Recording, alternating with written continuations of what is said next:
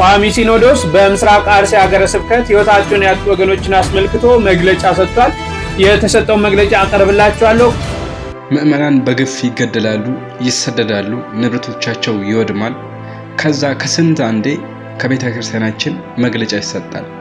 ታዲያ ሁሉ ጊዜ በመግለጫው የሚካተተው ነገር ምንድነው? እሱ በዚህ አካባቢ ይሄን ያን ንጹሃን ምዕመናን በግፍ ተገደሉ፣ መንግስቱ የሥራ ጫና ሲደረግባቸው የሆነ መግለጫ ያወጣሉ። እናዝናለን፣ በግፍ ተገድለዋል ምዕመናን፣ ነፍሳቸውን እግዚአብሔር ይማር፣ መንግስት ሰላምን እንደምታወርድ ተስፋ እናደርጋለን እንዳሉ ይረሳል። እንዴ መንግስት የሚባለው አካል መንፈስ አይደለም፣ በአካል ያለ ነገር ነው። የጸጥታ ዘርፉ በአካል ያለ ነው። ለምን ቁጭ ብለው ችግሩን አይፈቱም? ለምን አይወያዩም? ለምን ቁጭ ብለው ዘላቂ ሆነ ለምዕመኑ ሰላም እንደምን አያመጡም? ለምንድን ነው እንደዛ ማያደርጉት? ሁሉ ጊዜ የሚከነክነኝ ጉዳይ ነው። ሁሌ በቃ ራስ ምታት የሚሆን ነገር ነው ይሄ። እስከ መቼ ነው የምንገደለው? እስከ መቼ ነው የምንሰቃየው? በሀገራችን ስንትና ስንት መብታችን ነው እየተነፋ ግን እየተገደደ ያለን። የፈለግነው የማምለክ እንችላለን፣ መብት አለን። የትም የመኖር በሰላም የመኖር መብት አለን። ብዙ መብቶቻችን የመኖር መብት ሁላ ተነፍገን ነው የተገደልን ያለን ኦርቶዶክስ በመሆናችን ብቻ። እስከ መቼ ነው ይሄ ነገር የሚቀጥለው? ማንስ ነው ይሄን የሚያቆመው? አሁንም በአርሲ እንደዚሁ ነው ተደረገ። ስንቱ ታረደ፣ ስንቱ ወደ 25 ናቸው እንግዲህ የተረሸኑት የሞቱት። ከዛ ቤተክርስቲያን መግለጫ ወጣች። ምን ብላ? መንግስት ሰላም እንዲያመጣ እግዚአብሔር ነፍሳቸውን እንዲያሳርፍላቸውና የሞተባቸው መጽናናት እንዲሰጣቸው። በቃ አለቀ። ምንም ቤተክርስቲያን የምታመጣው ለውጥ የለም ማለት ነው። ምንድነው እሱ? በጣም ራስ ምታት የሆነ ጉዳይ ነው።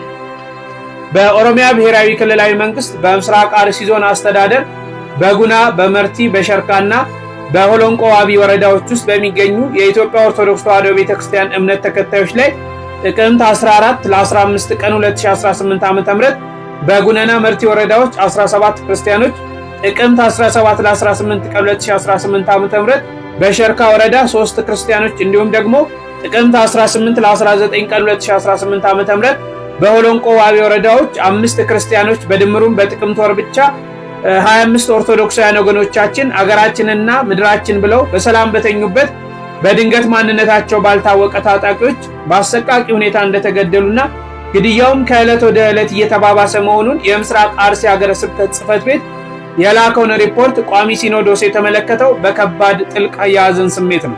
በመሆኑም በምስራቅ አርሲ ሀገረ ስብከት እንዲህ አይነቱ አሰቃቂ ድርጊት ሲፈጸም የቆየው በተደጋጋሚ እንደመሆኑ መጠን እንዲህ አይነቱ አስነዋሪ ድርጊት በቅዱሳት መጻሕፍት ሆነ በሰው ልጆች ሰብአዊ መብት ፈጽሞ ተቀባይነት የሌለው በነጻነት የማምለክ ህገ መንግስታዊ መብትን የሚጋፋ ተከባብሮና ተቻችሎ የመኖር መንፈሳዊ እሴቶቻችንን የሚያጠፋ ክብረነክና ሊወገዝ የሚገባው ኢስነ ምግባራዊ ድርጊት በመሆኑ የኢትዮጵያ ኦርቶዶክስ ተዋሕዶ ቤተክርስቲያን ቋሚ ሲኖዶስ በጽኑ አውግዞታል።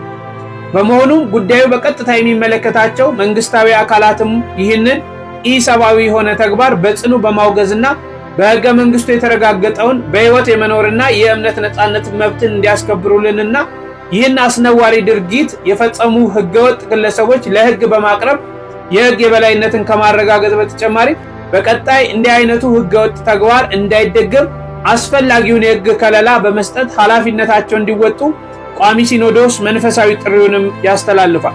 ቋሚ ሲኖዶሱም በመጨረሻ በደረሰው ጉዳት የተሰማንን ከፍተኛ ሐዘን በድጋሚ እየገለጽን ለሟች ቤተሰቦችና ለመላው ኢትዮጵያውያን መጽናናትን በመመኘት በግፍ ሕይወታቸውን ላጡ ወገኖች እግዚአብሔር አምላክ ዕረፍተ ነፍስ እንዲያድልልን ቅድስት ቤተክርስቲያን ትጸልያለች ሲል መልእክቱን አስተላልፏል።